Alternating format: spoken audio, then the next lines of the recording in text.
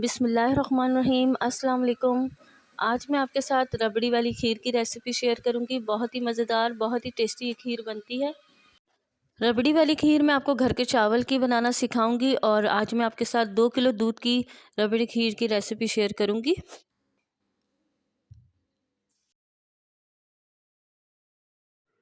2 kilo दूध मैंने pan में शामिल कर दिया है और अब इसे बॉईल कर लेंगे।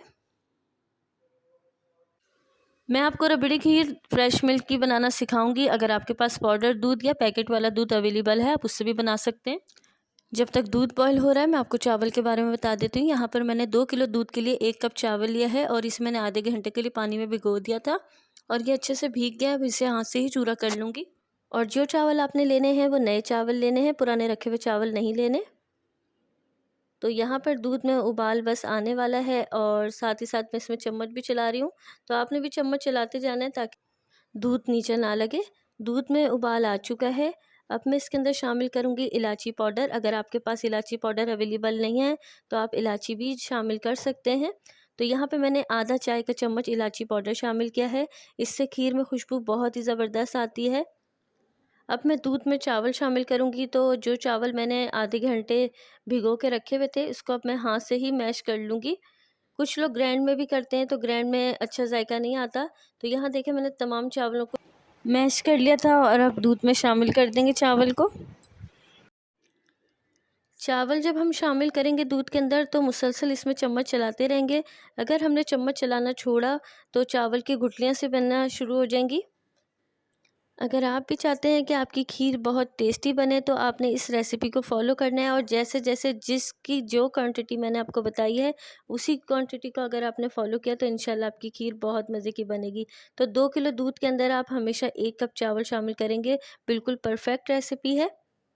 तो यहाँ देखिए मैं चम्मच चलाती जा रही हूँ ताकि गुठली ना बने। आँच को आपने दरमियाना रखना है।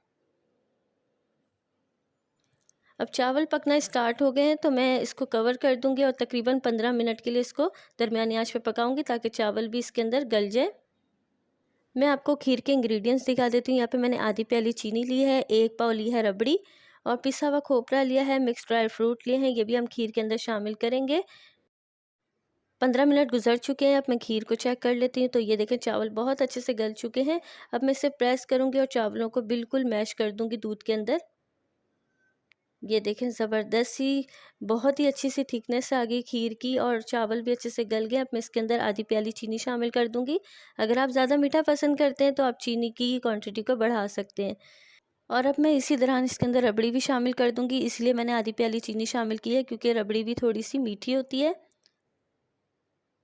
फिर भी जब आप ऐड करेंगे चीनी और रबड़ी तो अपने हिसाब से आप मीठा चेक कर लीजिएगा। अगर आपको कम लगे तो आप इसके अंदर चीनी और भी ऐड कर सकते हैं, मगर पहले आपने आधी प्याली ही शामिल करनी है। यहाँ पे मैंने कुछ ड्राई फ्रूट्स लेके उन्हें कटिंग कर लिया था और इसे मैं खीर के अंदर शामिल करूँगी और कुछ ड्राई फ्रूट्स को हम ऊपर से गार्निशिंग के लिए भी यूज़ करेंगे। अब ड्राई फ्रूट्स को हम खीर के अंदर अच्छे से मिक्स कर लेंगे। तो खीर की थिकनेस आप देख सकते हैं। आपने भी इसी थिकनेस पे आके इसका चूल्हा बंद कर देना है और इसे अच्छे से मिक्स कर लेना है क्योंकि जब खीर थोड़ी ठंडी होती है तो वो थोड़ी सी और जम जाती है।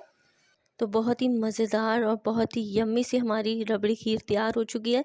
वैसे पहले भी मैं आपके साथ बहुत सारी खीर की रेसिपी शेयर कर चुकी हूँ। अगर आपने नहीं देखी तो आप मेरे चैनल पे जाके देख सकते हैं और आपने इस रेसिपी को भी ज़रूर ट्राई करना है और मुझे फ़ीडबैक भी देना है कि आपको मेरी रेसिपी कैसी लगी है।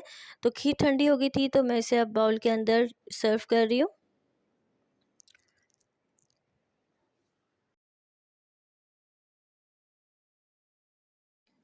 अब यहाँ जो मैंने पिसा हुआ खोपरा लिया था जिसे हम कोकोनट पाउडर भी कहते हैं, तो मैं साइडों में इसके कोकोनट पाउडर ऐड कर दूँगी। आप चाहें तो पूरी खीर में भी ऐड कर सकते हैं। ये सब आप पे डिपेंड करता है जिस तरह आप इसकी डेकोरेशन करना चाहें या जिस तरह का टेस्ट आपकी फैमिली को पसंद हो। मैं खीर की डेकोरेशन काजू, बादाम, अखरोट और कोकोनट पाउडर से करूँगी। आपके पास जो भी ड्राई फ्रूट घर में अवेलेबल हो वो आप ऐड कर सकते हैं। अगर नहीं है तो बग़ैर ड्राई फ्रूट्स के भी खीर बहुत मज़े की लगेगी आपको। तो यहाँ पे मैंने काजू लगा दिए हैं और अब मैं बादाम भी बीच में ऐड कर दूँगी। उम्मीद करती हूँ मेरी ये रेसिपी आपको बहुत पसंद आएगी और आप इसे ट्राई भी ज़रूर करेंगे। जब आप इसे ट्राई करें तो मुझे फ़ीडबैक लाज़मी दीजिएगा, ताकि मुझे भी पता चले कि आपने मेरी रेसिपी को ट्राई किया है। और इंशाल्लाह देखिएगा, आप भी जब ये खीर बनाएंगे, आपको और आपकी फैमिली को ये खीर बहुत पसंद आएगी। तो यहाँ पे मैंने डेकोरेशन फ़ाइनल कर ली थी। तो मेरे पास पिस्ते भी थे, मैंने पिस्ते भी इस पे गार्निशिंग कर दिए हैं। तो ये आप इसका फ़ाइनल लुक देख सकते हैं। माशाल्लाह इतनी ज़बरदस्त लग रही है और खाने में भी ये बहुत टेस्टी बनी है। उम्मीद करती हूँ आज की रेसिपी आपको बहुत पसंद आई है और आप इसे ट्राई करेंगे तो मुझे फ़ीडबैक भी ज़रूर देंगे। चैनल को सब्सक्राइब कर लें और बेल आइकन पे क्लिक कर दें, ताकि मैं कोई भी न्यू वीडियो अपलोड करूँ तो उसका नोटिफिकेशन आपको मिल जाए। अपना बहुत सारा ख्याल रखिएगा, दुआओं में याद रखिएगा। इंशाल्लाह फिर एक नई रेसिपी के साथ मुलाकात होगी। अल्लाह हाफ़िज़।